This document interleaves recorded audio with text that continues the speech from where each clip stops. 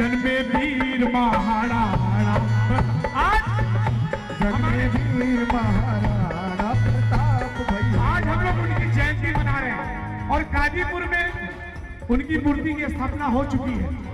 आज उनका हम लोग जन्मोत्सव आज ही से शुरू करते हैं। आप सुनेंगे तो समझ में आएगा, अगर आप ध्यान से हमारी बात नहीं सुनेंगे तो आपके समझ में नहीं।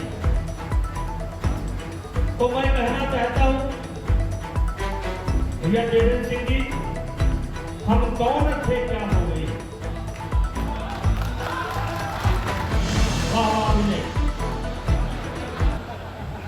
हम कौन थे, हम कौन थे, क्या हो गए और क्या होंगे अभी? सफाई कर्मचारी तक हो चुके हैं। हम कौन थे, क्या हो गए और क्या होंगे अभी? आओ मिलकर विचारे ये समस्याएं सभी। यद्यपि हमें इतिहास अपना प्राप्त पूरा है नहीं, फिर भी कौन थे ये भी अधूरा है नहीं, फिर भी कौन थे ये भी अधूरा। सुधार हरनौ रघुपति विमल जस सोदायक फलचार, अबुद्धिहीन तन जानिके सुमेरौ पवन कुमार। बल बुद्धि विद्या देव मोहि हरौ कलेश विकार।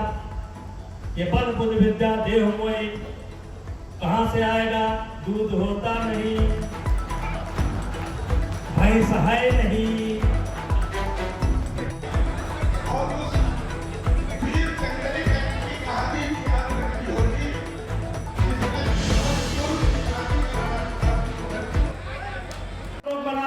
तो अगली पंक्ति में केवल ब्राह्मण समाज बैठा हो तब हम अपने आप को सफल मानेंगे, और परशुराम जयंती में बढ़ चढ़ करके जब हम बैठे हों तब हम समझेंगे कि हम भगवान राम के बताए हुए रास्ते पर चल रहे हैं। और एकमात्र रास्ता केवल ये हमारे महापुरुष जो रास्ता दिखा करके गए हैं उसी पर जाना पड़ेगा। अभी 2-3 कमीशन की रिपोर्ट आई, रिपोर्ट सुनकर के पागल हो जाओ। इतनी जातियों में जातियां बनने जा रही हैं, जाति उपजाति, जाति उपजाति, जाति उपजाति। तो भैया सबका साथ, सबको लेकर चलना है। अरे भैया गांव में जो शादी ब्याह होता था देख लो, किसका किसका हक था, जरा आज जाकर के देखना। नाम से लेकर, भूमि से लेकर, कुमार से लेकर, दलित से लेकर देखना हमारे पूर्वजों ने क्या शानदार व्यवस्था बनाई कि उत्सव केवल ठाकुर साहब के घर नहीं मनाया जाएगा। अगर ठाकुर साहब के घर में उत्सव होगा तो उस गांव के धोबिया के भी जिंदगी में उत्सव होगा, भुजवा के भी जिंदगी में उत्सव होगा। महाराणा प्रताप से ही नहीं शुरू होता। महाराणा प्रताप के पहले पप्पा रावल, हमीर और कुल मिलाकर के महाराणा प्रताप लव के वंशज थे, यानी उनका भी इतिहास हमारी इसी अयोध्या की धरती से। महाराणा प्रताप लव के वंशज थे, लेकिन हमने कहा हम कौन थे और कब कब थे? भाइयों, हम सतयुग में भी थे, हम त्रेता में भी थे, हम द्वापर में भी थे, हम कलयुग में भी हैं और इसके पहले रहे हैं।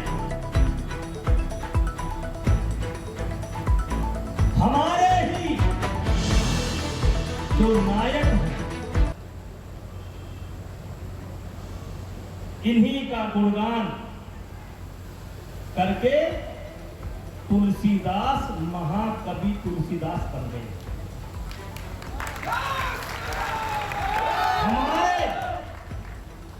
हमारे ही पूर्वजों का इतिहास लिख करके वाल्मीकि महर्षि वाल्मीकि हो गए। भागवत में भी हमारा चर्चा है, पुराण में भी हमारा चर्चा है।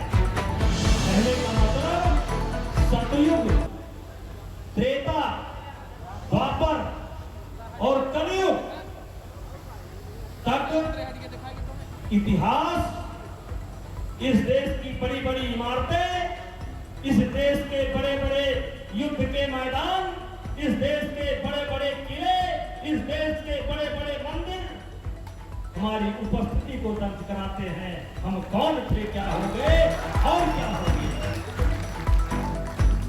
हिंदुस्तान से उनको भगाने का काम किया, दोनों हमारे लिए प्रासंगिक। हम महात्मा गांधी के जीवन को लेकर देखें तो वो भी कम बहादुर नहीं। उन्होंने भी ये कहा कि हम अहिंसक रास्ते से देश को आजाद कराएंगे। लाखों लोग उनके साथ खड़े। संदेश, युद्ध के खिलाफ संदेश।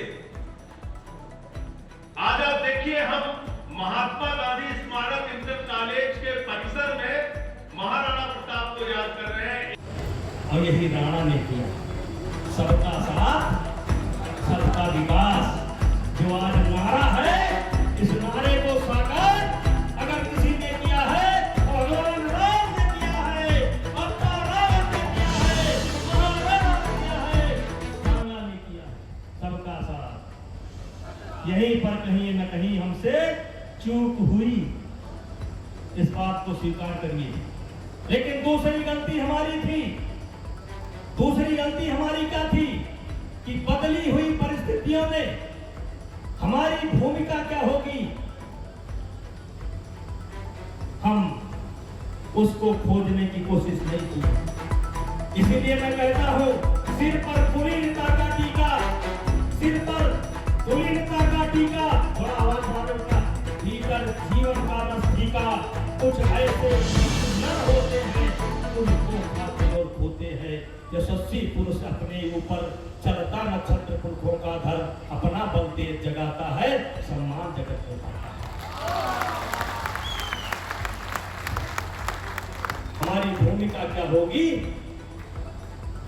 हमने कभी खोजने की कोशिश नहीं की।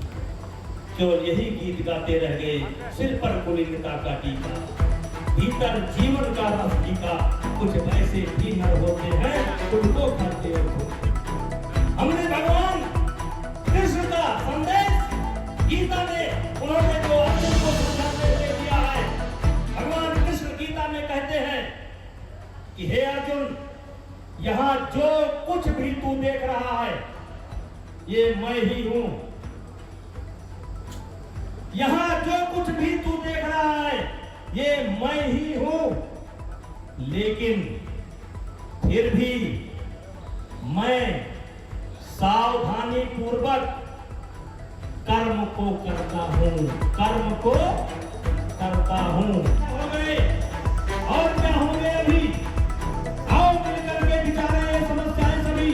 यह तक हमें इतिहास अपना प्राप्त हुआ है, फिर भी हम केवल बिन कासिम से ही नहीं लड़े,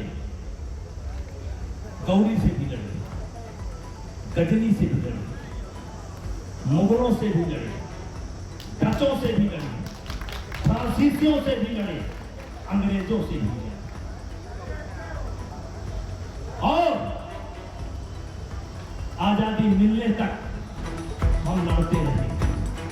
और इसका सबूत अगर देश में किसी को देखना हो तो हर ब्लॉक स्तर पर स्तंभ बने हुए हैं, हर ब्लॉक स्तर पर स्तंभ बने हुए हैं। औरों के भी नाम हैं, लेकिन उसमें सबसे ज्यादा नाम हमारे हैं। वो इस बात का सबूत है कि देश को जब तक हमारी जरूरत पड़ी है, तब तक हमने आगे बढ़ करके लोहा लेने का काम किया है। लेकिन दिक्कत कहां हुई? कुछ लोग कहते हैं नेताजी ना बोलो, कुछ लोग कहते हैं नेताजी ना बोलो। तो इसीलिए मैं उनको कहता हूं नेताजी ना बोलो।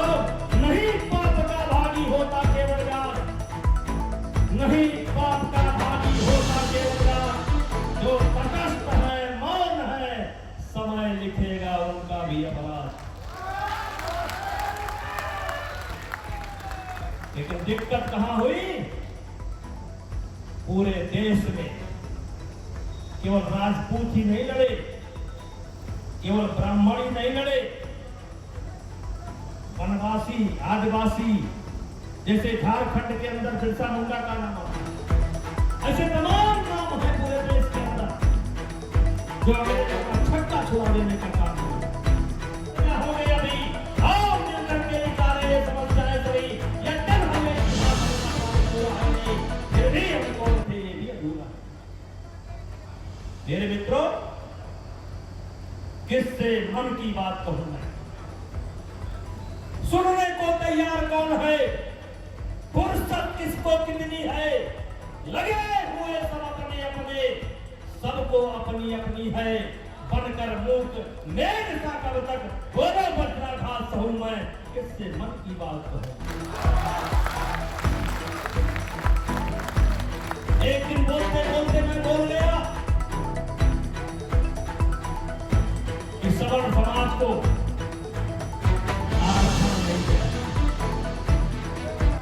बोलते बोलते बोल गया सवर्ण समाज को आरक्षण नहीं चाहिए। आज फिर सुल्तानपुर की धरती से खड़े होकर के कहना चाहता हूं कि हम और ये हमारा समाज आरक्षण का विरोधी नहीं है। जो कमजोर हैं उनको उठाने के लिए हम कुछ भी करने के लिए तैयार हैं। हम आरक्षण के विरोधी नहीं है, लेकिन इस बात की समीक्षा होनी चाहिए कि आरक्षण का लाभ हमारे गांव के मंगरू कब्मे को कब मिलेगा, हमारे गांव को झींगुर को कब मिलेगा, हमारे गांव को रामू को कब मिलेगा, आरक्षण हमारे गांव कब तक पहुंचेगा, इस बात की समीक्षा होनी चाहिए। क्योंकि आरक्षण आज कुछ लोगों के लिए संसाधन हो चुका है। जिस सोच के तहत हम सबने छोड़ा था और जो पिछड़े हैं, कमजोर हैं, उठाने के लिए दिया था, आज वो शर्त पूरी नहीं हो रही है। और इसलिए मेरे भाइयों, और हम कौन थे? क्या हो गई? सवर्ण समाज को अगर खोजना है तो किसी गौशाला में पहुंचो, गोबर उठाते हुए सवर्ण समाज आपको दिख जाएगा। अयोध्या में रिक्शा चलाते हुए सवर्ण समाज आपको दिख जाएगा। लुधियाना में मजदूरी करते हुए सवर्ण समाज आपको दिख जाएगा। आजादपुर मंडी में सब्जी बेचते हुए सवर्ण आपको मिल जाएगा। फिर भी हमको कोई शिकवा नहीं है, लेकिन जहां पहुंचना चाहिए था वहां पहुंचना चाहिए, इस बात की शिकायत जरूर है। जहां पहुंचना चाहिए वहां नहीं पहुंचे। और मेरे भाइयों, हम कौन थे, क्या हो गए, इसमें किसी का दोष नहीं है। हम राम के वंशज हैं, लेकिन भगवान राम को जब वनवास होता है, पूरी कथा कहने की जरूरत नहीं है, लेकिन आखिरी वर्ष में जब माता सीता का हरण होता है, बगल में छत्तीसगढ़ था, राम जी का ननिहाल था, लेकिन राम जी छत्तीसगढ़ संदेशा नहीं भेजते हैं, राम जी अयोध्या संदेशा नहीं भेजते हैं, राम जी जनक को संदेशा नहीं भेजते हैं। क्या करते हैं, वही वनवासी, आदिवासी, कमजोर लोगों की सेना बनाते हैं और उसी सेना के बल पर लंका विजय प्राप्त करते हैं और लौट करके लौटते हैं। यही काम महाराणा ने किया। के साल का इनके यहाँ एक नेता होते थे रविंद्र सिंह, आज नहीं है। वो कहते थे युवा शक्ति के बल पर ही जग की आजादी पड़ती है, इतिहास उधर ही चलता है जिस ओर जवानी चलती है। तो कोई सुने या ना सुने, बस्ती में छावनी में एक पेड़ है, उस पेड़ पर अंग्रेजों के 200-300 लोगों को जिंदा लटका दिया। आपके यहाँ तरकुलहा देवी वाले क्या नाम था, कई बंधुओं से गायब। बस्ती के राजा जालिम सिंह गायब, हमारे यहाँ के देवी बंदर सिंह गायब, बारात के बलभद्र सिंह गायब। ऐसे आपके यहाँ भी कोई न कोई गायब हुआ होगा, जिनको इतिहास में कोई जगह नहीं मिली और अंत में लिख दिया गया, साबरमती के संत तूने कर दिया।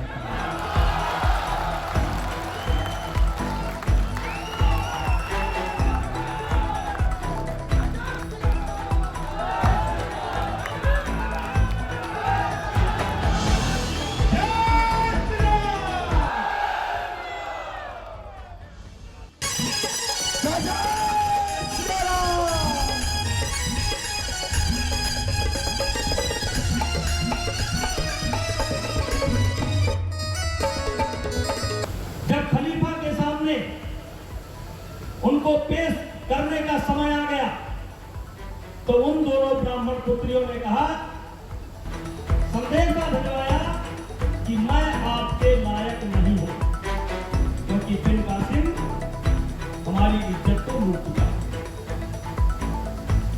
और वो 17वीं शताब्दी का मोहम्मद बिन कासिम को सीरिया का खलीफा जिंदा जानवर के खाल में चुनवा देता है। यानी प्रथम आक्रांता जिसको आप कह सकते हैं बिन कासिम, वो हमारी 2 ब्राह्मण पुत्रियां मरते मरते उसका बदला लेने का काम करती हैं। ये भी हमारा इतिहास है। लेकिन उसके बाद दाहिर की हत्या के बाद दाहिर का पुत्र भाग करके मेवाड़ आता है, और उस समय बप्पा रावल उसको शरण देते हैं, और केवल शरण ही नहीं देते हैं, सूर्या और प्रमिला के अपमान का बदला लेने के लिए पहली हिंदू ब्रिगेड बनाते हैं, जिसमें बप्पा रावल सम्मिलित होते हैं, साउथ का नरसिंहा सम्मिलित होता है और गुज्जर प्रतिहार राजा नाग भट्ट सम्मिलित होता है। यानी हमारे देश में पहली हिंदू सेना बनी थी और मात्र उसकी संख्या 6500 की। और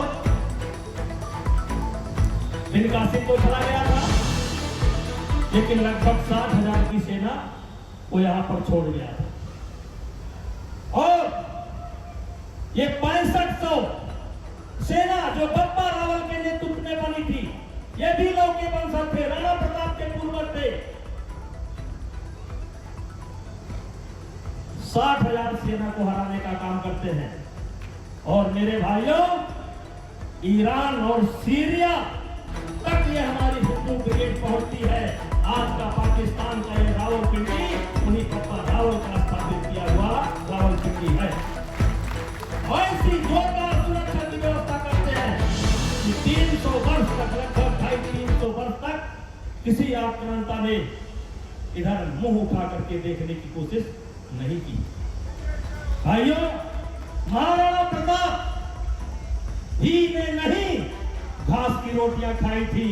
जिन्होंने रघु का इतिहास पढ़ा होगा तो उन्हें मालूम होगा कि महाराणा प्रताप के पूर्वज, राम के पूर्वज महाराजा रघु गौशाला में रह करके अपना जीवन यापन करने का काम किए थे। ये हमारा इतिहास केवल महाराणा प्रताप से नहीं शुरू होता है। हमारा इतिहास आप भैया थोड़ा शुरू करें। नहीं आप लगातार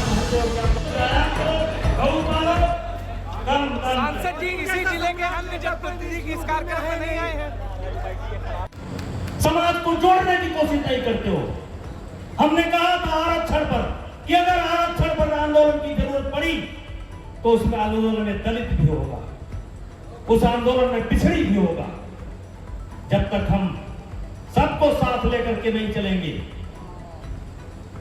तो लोग तो चाहते ही हैं कि आप मार्शल कौन हो, आप बहादुर कौन हो, आपको मिटा दिया जाए। लोगों की ये शिक्षा। लेकिन अगर नहीं मिटना चाहते हो तो हमारे बाप दादा जो रास्ता दिखा करके गए हैं, हमारे पूर्वज जो रास्ता दिखा करके गए हैं, उस रास्ते पर चलो। फिर दबदबा था, दबदबा है और दबदबा रहेगा।